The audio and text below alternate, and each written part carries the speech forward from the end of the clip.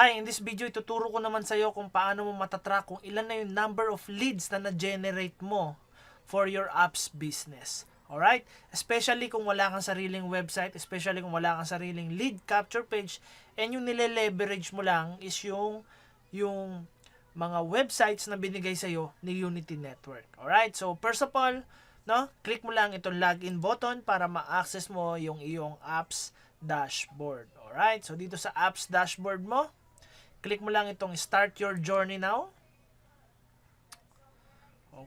Okay.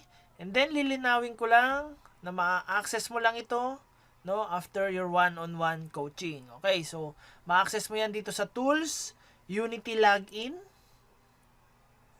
Okay. And then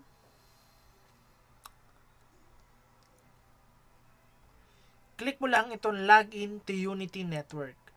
Alright?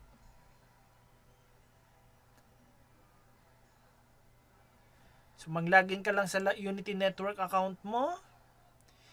And there you go. So, ito na yung iyong Unity Network dashboard. Alright? And then, dito, puntahan mo lang yung Business Center.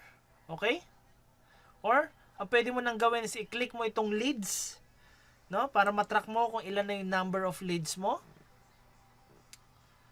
And there you go. No? Mag-appear na yung number of leads na na-generate mo para sa iyong apps business. Okay? So ito sila, no? Ito sila na nag-opt-in or nag-register dun sa mga lead capture pages na sinishare ko. Okay, so ito po sila. Pwede mo rin gawin, no, para ma-track mo sila, makita mo sila is aside sa wait lang, hintayin natin.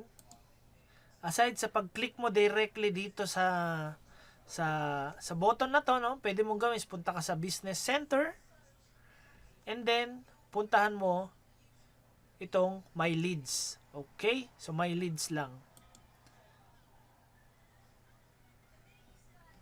So, ayan po siya. Okay? So, that's it and see you on the next training video. Okay?